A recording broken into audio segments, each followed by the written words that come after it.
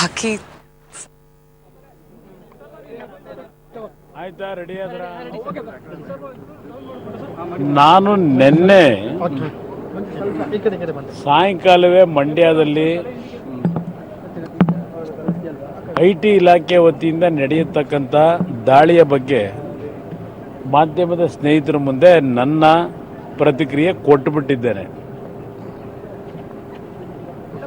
ಚುನಾವಣೆಯ ನಾಮಪತ್ರ ಸಲ್ಲಿಕೆಯ ನಂತರ ಚುನಾವಣಾ ಪ್ರಕ್ರಿಯೆಗಳಲ್ಲಿ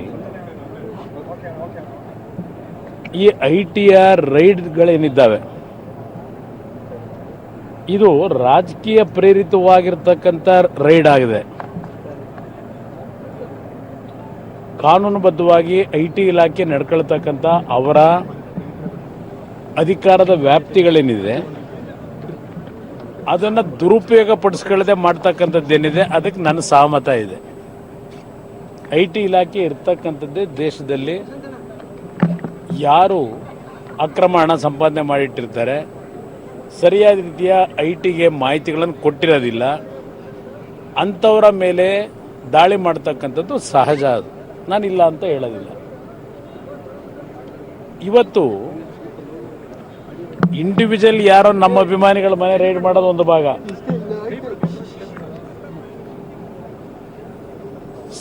ರಾಜ್ಯ ಸರ್ಕಾರದ ಕಚೇರಿಗಳ ಮೇಲೆ ದಾಳಿ ಮಾಡಿರೋದಿದೆಯಲ್ಲ,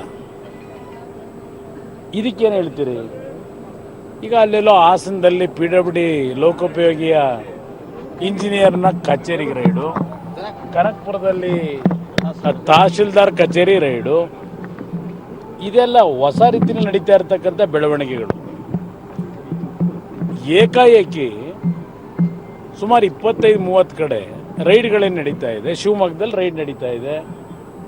ಶಿವಮೊಗ್ಗದಲ್ಲಿ ರೈಡ್ ಮಾಡಿರ್ತಕ್ಕಂಥದ್ದೇನು ಯಡಿಯೂರಪ್ಪನವ್ರ ಪಾಪ ದುಡ್ಡೇ ಖರ್ಚು ಮಾಡಿದ್ರೆ ಚುನಾವಣೆ ನಡೆಸ್ತಾರಲ್ವೇ, ಕೈ ಮುಕ್ಕೊಂಡು ಅವ್ರು ಮಾಡಿರೋ ಸಾಧನೆ ಹೇಳ್ಕೊಂಡು ನರೇಂದ್ರ ಮೋದಿ ಅವ್ರದ್ದು 2 ಕೋಟಿ ರೂಪಾಯಿ ಹಣ ಸಿಕ್ತಲ್ಲ ಅಲ್ಲಿ. 10 ಲಕ್ಷ ರೂಪಾಯಿಗಳ ಮೇಲೆ ಹಣ ದೊರಕಿದ್ರೆ ಯಾವುದಾದ್ರೂ ತಪಾಸಣೆ ಮಾಡಬೇಕಾದ್ರೆ ಅದು ಇನ್ಕಮ್ ಟ್ಯಾಕ್ಸ್ಗೆ ರೆಫರ್ ಮಾಡ್ತಾರೆ.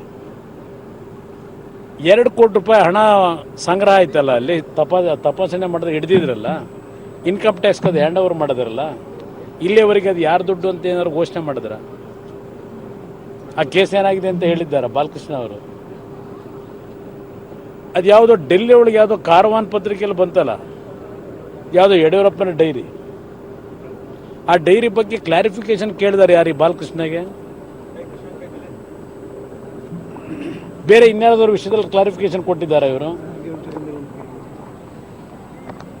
ಯಾವ ಆಧಾರದ ಮೇಲೆ, ಯಾವ ಅಧಿಕಾರದ ವ್ಯಾಪ್ತಿ ಒಳಗೆ ಇವರು ಅದು ನಕಲಿ ಡೈರಿ ಅಂತ ಏನು ಹೇಳ್ತಾ ಇದ್ದಾರೆ? ಅಸಲಿ ಡೈರಿ ಯಾವುದು? ಬಾಲಕೃಷ್ಣ ಅವರು ಕ್ಲಾರಿಫಿಕೇಶನ್ ಕೊಟ್ಟಿರ್ತಕ್ಕಂಥದ್ದು ನನಗೆ ಮಾಹಿತಿ ಇದೆ. ರಾಜ್ಯದ BJPಯ ಒಬ್ಬ ವ್ಯಕ್ತಿ ಹಲವಾರು ಹೆಸರುಗಳನ್ನು ಸಂಗ್ರಹ ಮಾಡಿ ಅಮಿತ್ ಶಾಗೆ ಕಳಿಸ್ತಾನೆ ಹೆಸರುಗಳನ್ನು, ಇಂತಿಂಥವ್ರನ್ನ ರೈಡ್ ಮಾಡಬೇಕು ಅಂತ ಹೇಳಿ. ಅಲ್ಲಿಂದ ಬಾಲಕೃಷ್ಣಗೆ ಇವರು ರವಾನೆ ಮಾಡ್ತಾರೆ ಹೆಸರುಗಳನ್ನ. ಅದರ ಮೇಲೆ ಇವತ್ತಿಷ್ಟೆಲ್ಲ ರಾಜ್ಯದಲ್ಲಿ ಏನು ಈ ದೇಶದಲ್ಲಿ ಎಲ್ಲೋ ಅಕ್ರಮ ನಡೆದೇ ಇಲ್ಲ.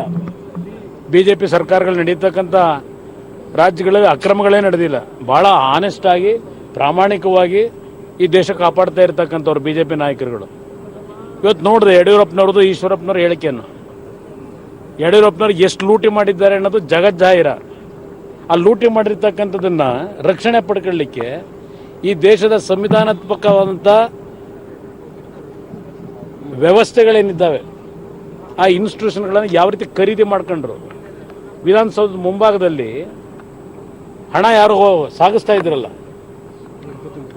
ಆ ಸಂವಿಧಾನದ ಸಂಸ್ಥೆ ವತಿಯಿಂದ ಅವ್ರ ಪರವಾಗಿ ಫೇವರ್ ಮಾಡ್ಕೊಳ್ಳಿಕ್ಕೆ 1.5 ಕೋಟಿನೂ ಏನೋ ಹಣ ಸಿಗ್ತಲ್ಲ ಹಿಂದಿನ ಸರ್ಕಾರದಲ್ಲಿ.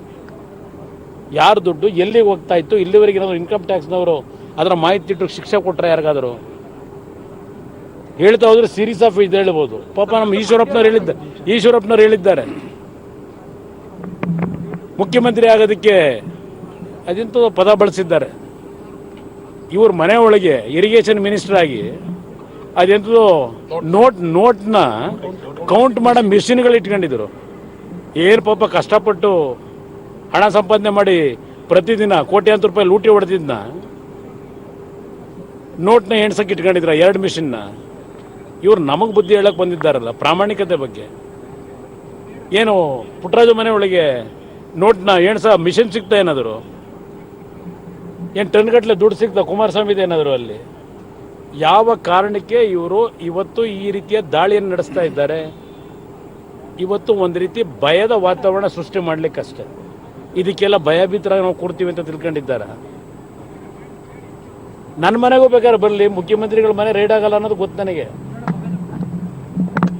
ಯಾವುದೋ ಕೋರ್ಟ್ಗಳ ಆದೇಶ ಇಲ್ಲದೆ ಮುಖ್ಯಮಂತ್ರಿಗಳ ಮನೆಯನ್ನು ರೈಡ್ ಮಾಡ್ತಕ್ಕಂಥದ್ದು ಆಗದೇ ಇಲ್ಲ. ಇವ್ರ ಕೈಲಿ ಮಾಡ್ಲಿಕ್ಕೆ ಬರೋದು ಇಲ್ಲ. ಗೊತ್ತು ನನಗೇನೋ ಯಾವುದೋ ಟಿ ವಿಗಳಲ್ಲಿ ಕುಮಾರಸ್ವಾಮಿ ಅವರು ಭಯಭೀತರಾಗ್ಬಿಟ್ಟಿದ್ದಾರೆ ಅಂತ ಏನೋ ಹೊಡಿತಾ ಇದ್ರು.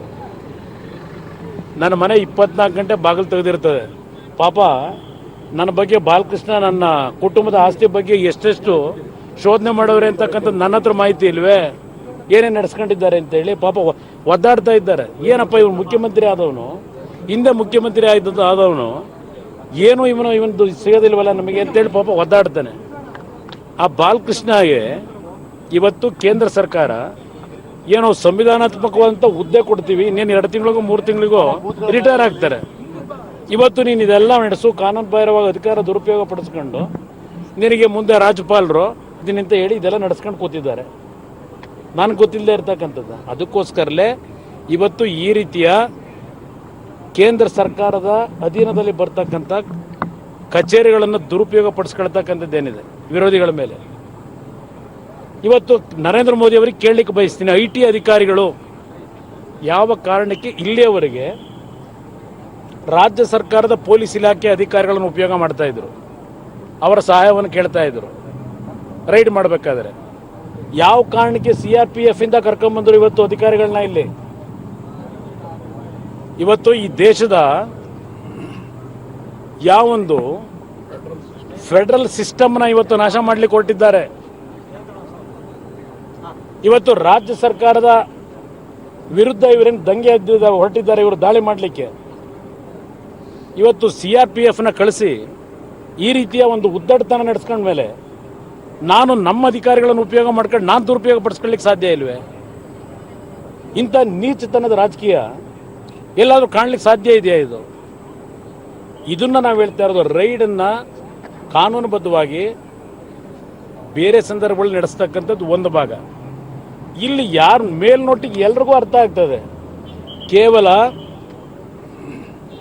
ಹಾಸನ, ಅಲ್ಲಿಂದ ಮಂಡ್ಯ, ಈಗ ಕನಕಪುರ, ಮೈಸೂರು, ಶಿವಮೊಗ್ಗದಲ್ಲಿ BJP ನಾಯಕರ ಮನೆ ರೇಡ್ ಆಗಿಲ್ಲ. ಹೌದು, ದೇವೇಗೌಡರ ದೂರದ ಸಂಬಂಧಿ ಪರಮೇಶ ಅಂತ ಹೇಳಿ ಅಲ್ಲೇನೋ ಒಂದು ಶೋರೂಮ್ ಇಟ್ಕೊಂಡಿದ್ದಾರೆ, ಮಾರುತಿ ಶೋರೂಮ್ನ, ಹಲವಾರು ವರ್ಷಗಳಿಂದ.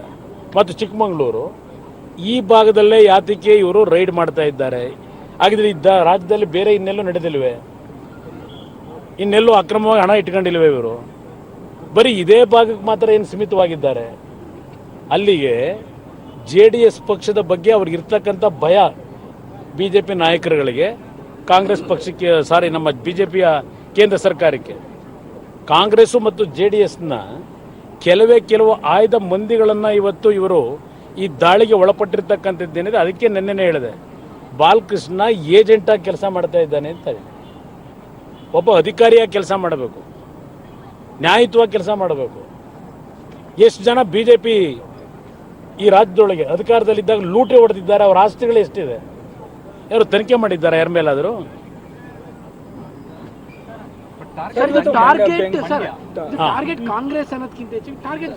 ಇದು ಈ ಯಾತಕ್ಕೆ BJP ಕರ್ನಾಟಕದಲ್ಲಿ ಸರ್ವನಾಶ ಆಗ್ತಕ್ಕಂಥ ದಿನ ಪ್ರಾರಂಭ ಆಗಿದೆ. ಇದಕ್ಕೆ ಕಾರಣ ಮೂಲ JDS ಪಕ್ಷ. JDS ಪಕ್ಷವನ್ನು ಇವತ್ತು ಎದುರಿಸಬೇಕು. JDS ಪಕ್ಷವನ್ನು ಇವತ್ತು ದಾಳಿ ನಡೆಸಿ ನಮ್ಮನ್ನು ಇವತ್ತೆಲ್ಲ ಒಂದು ಕಡೆ ಎದುರಿಸಿ ಚುನಾವಣೆ ಗೆಲ್ಲಬೇಕು ಅಂತ ಹೊರಟಿದ್ದಾರೆ. ಇದರಿಂದ ಸಾಧ್ಯ ಆಗೋದಿಲ್ಲ. ಎಲ್ಲದಕ್ಕೂ ತಯಾರಾಗಿದ್ದೇವೆ. ಕಾನೂನಿನ ವ್ಯವಸ್ಥೆನಲ್ಲಿ ಇವತ್ತು ಹೋರಾಟ ಮಾಡ್ತಕ್ಕಂಥದ್ದಕ್ಕೆ ಈ ದೇಶದ ಸಂವಿಧಾನದ ವ್ಯವಸ್ಥೆಯಲ್ಲಿ ಅಂಬೇಡ್ಕರ್ ಅವರು ರಚನೆ ಮಾಡಿರ್ತಕ್ಕಂಥ ಒಂದು ಸಂವಿಧಾನದ ವ್ಯವಸ್ಥೆ ಏನಿದೆ ಅದರಲ್ಲಿ ರಕ್ಷಣೆಯನ್ನು ಪಡಿತಕ್ಕಂಥದ್ದಕ್ಕೆ ಪ್ರಾಮಾಣಿಕವಾಗಿ ದುಡಿಮೆ ಮಾಡದಂಥವ್ರಿಗೆ ಅವಕಾಶಗಳು ಇದೆ. ಈಗ ಹೋಗ್ತಾ ಇದ್ದೇನೆ ಪ್ರತಿಭಟನೆ ಕೂರ್ತೇನೆ, ನೋಡೋಣಂತೆ. ಬೆಂಗಳೂರಲ್ಲಿ ನಾನು ಕೂರ್ತಾ ಇದ್ದೇನೆ. ಇವತ್ತು ಕಾಂಗ್ರೆಸ್ ಮತ್ತು JDSನ ಎಲ್ಲ ಕಾರ್ಯಕರ್ತರು, ಪಕ್ಷದ ಮುಖಂಡರುಗಳು ಇವತ್ತು ಪ್ರತಿಭಟನೆಯಲ್ಲಿ ಭಾಗವಹಿಸ್ತಾ ಇದ್ದೇವೆ. ದೇಶ ನೋಡಲಿ ಇದನ್ನು. ಇಲ್ಲಿ ಸರ್ಜಿಕಲ್ ಸ್ಟ್ರೈಕ್ ನಡೀತಾ ಇರೋದು ಯಾವ ಸರ್ಜಿಕಲ್ ಸ್ಟ್ರೈಕ್ ಇದು? IT ಸರ್ಜಿಕಲ್ ಸ್ಟ್ರೈಕಾ? ನಿನ್ನೆ 15 ನಿಮಿಷ ಏನೋ ದೊಡ್ಡ ನೋಡಿದೆ ಮಾಧ್ಯಮಗಳಲ್ಲಿ. ಆಫೀಸಲ್ಲಿರೋರು ಆತಂಕ, ಬಾತ್ರೂಮ್ ಒಳಗಿರೋರು ಆತಂಕ. ಈ 2,000 ರೂಪಾಯಿ ನೋಟ್ ಬ್ಯಾನ್ ಮಾಡ್ತಾರಂತೆ, 500 ರೂಪಾಯಿ ನೋಟ್ ಬ್ಯಾನ್ ಮಾಡ್ತಾರಂತೆ. ಏನು ಹೊಡೆದಿದ್ದು ಏನೋ ಮಹಾನ್ ದೊಡ್ಡ ಸಾಧನೆ ಇವತ್ತೇನೋ ಹೇಳ್ತಾರೆ ಅಂತೇಳಿ ಕೂತ್ರೆ ಅದು ಯಾವುದೋ ಸ್ಯಾಟಲೈಟ್ ಡೆಡ್ ಆಗಿದೆ. ಡೆಡ್ ಆಗಿರೋ ಸ್ಯಾಟಲೈಟ್ನ ಇವತ್ತೇನು ನಿಷ್ಕ್ರಿಯಗೊಳಿಸ್ಬಿಟ್ರಂತೆ. ಅಮೇರಿಕಾ, ಚೈನಾ, ರಷ್ಯಾ ಜೊತೆ ಕಾಂಪಿಟೇಷನ್ನಲ್ಲಿ ಇವ್ರು ಮುಂದೆ ಹೊಡೆದ್ಬಿಟ್ರಂತೆ. ಈ ಕೆಲಸ ನರೇಂದ್ರ ಮೋದಿ ಎಲ್ಲ ಮಾಡಿರೋದು. ಇದು ವಿಜ್ಞಾನಿಗಳು ನಿರಂತರವಾಗಿ ರಿಸರ್ಚ್ ಮಾಡ್ತಕ್ಕಂಥವ್ರು ಅವ್ರು ನಡೆಸ್ತಾರೆ. ಇವ್ರದ್ದೇನಿದೆ ಅಲ್ಲಿ ಪಾತ್ರ? ಕೇಂದ್ರ ಸರ್ಕಾರದ ಪ್ರಧಾನಮಂತ್ರಿದು. ಇದು ನಿಷ್ಪಕ್ಷಪಾತವಾದಂಥ ಚುನಾವಣೆ ಇವತ್ತು ಕೇಂದ್ರ ಸರ್ಕಾರ ನಡೆಸಲಿಕ್ಕೆ ತಯಾರಾಗಿಲ್ಲ. ಅವರಿಗೆ ಗೊತ್ತಾಗಿದೆ ಈ ಚುನಾವಣೆಯಲ್ಲಿ ಈ ಬಾರಿ BJPಯನ್ನು ಜನ ಮಲಗಿಸ್ತಾರೆ ಅಂತ ಹೇಳಿ. ಅದಕ್ಕೆ ಎಲ್ಲ ರೀತಿಯಲ್ಲಿ ಇವತ್ತು ವಾಮಮಾರ್ಗಗಳ ಮುಖಾಂತರ ಇವತ್ತು ಕೇಂದ್ರ ಸರ್ಕಾರ ಹೊರಟಿದೆ. ಅವರ ಅಧೀನದಲ್ಲಿರ್ತಕ್ಕಂಥ ಇನ್ಸ್ಟಿಟ್ಯೂಷನ್ಗಳನ್ನು ದುರುಪಯೋಗಪಡಿಸ್ತಾರೆ. ನೋಡೋಣಂತೆ ಏನು ಇವ್ರಿಗೆ ಹೋರಾಟ ಮಾಡಬೇಕು. ನಾವು ರಾಜಕೀಯವಾಗಿ ನಮ್ಮ ಹೋರಾಟ ನಡೆಸಬೇಕಲ್ಲ, ನಡೆಸ್ತೀವಿ. ಮಂಡ್ಯದಲ್ಲಿ ತಮ್ಮ ಮಗ ಕಂಟೆಸ್ಟ್ ಮಾಡಿದ್ರಲ್ಲ ಸರ್, ಅದಕ್ಕೆ ಕೂಡ ಮಂಡ್ಯದಲ್ಲಿ ನಡೆದಂತ ಈ IT ದಾಳಿ ಇದೆ, ಅದು ಹೆಚ್ಚು ಮಹತ್ವ. ಈಗ ಏನು ದಾಳಿ ಬೇಕಾದರೂ ಮಾಡ್ಕೊಳ್ಳಿ, ಇದಕ್ಕೆಲ್ಲ ಎದುರ್ಕೊಂಡು ಕೂತ್ಕೊತೀವ? ಏನಿದೆ ಗೊತ್ತಿದೆ ನನಗೆ. ಯಾವ ಪರಿಣಾಮ ಬೀರ್ತಕ್ಕಂಥ ಪ್ರಶ್ನೆ ಇಲ್ಲ. ಇದರ ಮುಖಾಂತರ ಅವ್ರೇನಾದರೂ ಮಂಡ್ಯದಲ್ಲಿ BJP ಅಭ್ಯರ್ಥಿ, ಬೆಂಬಲಿತ ಅಭ್ಯರ್ಥಿ ಗೆಲ್ಲಿಸ್ಕೊತೀವಿ ಅಂತ ತಿಳ್ಕೊಂಡಿದ್ರೆ ಅದು ಕನಸಿನ ಮಾತು. ಸರ್, ಈಗ ಪ್ರಮುಖ ಒತ್ತಾಯ ಏನಿರುತ್ತೆ ಸರ್ ಪ್ರತಿಭಟನೆ ಮೂಲಕ? ಒತ್ತಾಯ ಈ ರೀತಿಯ ಅಧಿಕಾರವನ್ನು ದುರುಪಯೋಗ ಪಡಿಸ್ಕೊಂಡು ನಡೆಸ್ತಕ್ಕಂಥದ್ದೇನಿದೆ ಅದು ಯಾರು ಡೈರೆಕ್ಟ್ ಇದ್ದಾರೆ ಇಲ್ಲಿ ಮುಖ್ಯಸ್ಥ, ಮೊದಲು ಅವ್ರನ್ನ ಇಲ್ಲಿಂದ ಹೊರಗಾಕಬೇಕು. ಯಾರಾದರೂ ನಿಷ್ಪಕ್ಷವಾಗಿ ಕೆಲಸ ಮಾಡ್ತಕ್ಕಂಥ ಅಧಿಕಾರಿಯನ್ನ ನೇಮಕ ಮಾಡಿ. ಬಿಜೆಪಿ ನಾಯಕರಿಂದ ಸಂಪರ್ಕದಲ್ಲಿರೋ ಮಾಹಿತಿ ಏನಾದ್ರು ಲಭ್ಯವಾಗಿದೆಯಾ ಸರ್? ಅದರಲ್ಲೇನು ಸಂಶಯ ಇದೆಯಾ ನಿಮಗೆ? BJP ನಾಯಕರ ಜೊತೆ ಅವ್ರು ನಿರಂತರ ಸಂಪರ್ಕದಲ್ಲೇ ಇದ್ದಾರೆ. ಅವರು ದಾಖಲೆಗಳೇನಾದ್ರು ಸಿಗ್ಬೋದು? ಲಿಸ್ಟ್ ಅಮಿತ್ ಶಾ ಯಾರು ಕಳಿಸೋರು, ಅಮಿತ್ ಶಾ ಅಲ್ಲಿಂದ ಇವ್ರಿಗೆ ಹೆಂಗ್ ರವಾನೆ ಮಾಡಿದ್ರು, ಇದೆಲ್ಲ ನನ್ನ ಹತ್ರ ಮಾಹಿತಿಗಳಿದೆ. ತಲೆ ಕೆಡಿಸ್ಕೊಂಡಿರಿ ಬನ್ನಿ.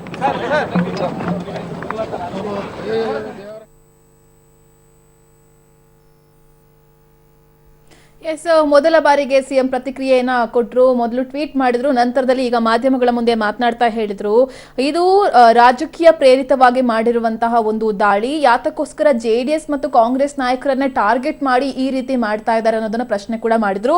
ಜೊತೆಗೆ ಇಲ್ಲಿ ರಾಜ್ಯದ BJPಯ ಒಬ್ಬ ವ್ಯಕ್ತಿ ಹೆಸರುಗಳನ್ನ ಯಾರ ಮನೆ ಮೇಲೆ ದಾಳಿ ಮಾಡಬೇಕು ಅನ್ನೋದಕ್ಕೆ ಸಂಬಂಧಪಟ್ಟಂತೆ ಒಂದು ಲಿಸ್ಟ್ ಅನ್ನ ಅಮಿತ್ ಶಾಗೆ ಕಳಿಸ್ಕೊಡ್ತಾರೆ. ಅಮಿತ್ ಶಾ ನಂತರದಲ್ಲಿ ಅದನ್ನ ಬಾಲಕೃಷ್ಣಗೆ ಕಳಿಸ್ಕೊಡ್ತಾ ಇದ್ದಾರೆ. ಇದೆಲ್ಲವೂ ಕೂಡ ನನಗೆ ಗೊತ್ತಿಲ್ವಾ, ನನಗೆ ಅದಕ್ಕೆ ಸಂಬಂಧಪಟ್ಟಂತೆ ಎಲ್ಲಾ ದಾಖಲೆಗಳು ಕೂಡ ನನ್ನ ಜೊತೆ ಇದೆ ಅಂತ ಹೇಳಿ ವಾಗ್ದಾಳಿಯನ್ನ ಮಾಡಿದ್ರು.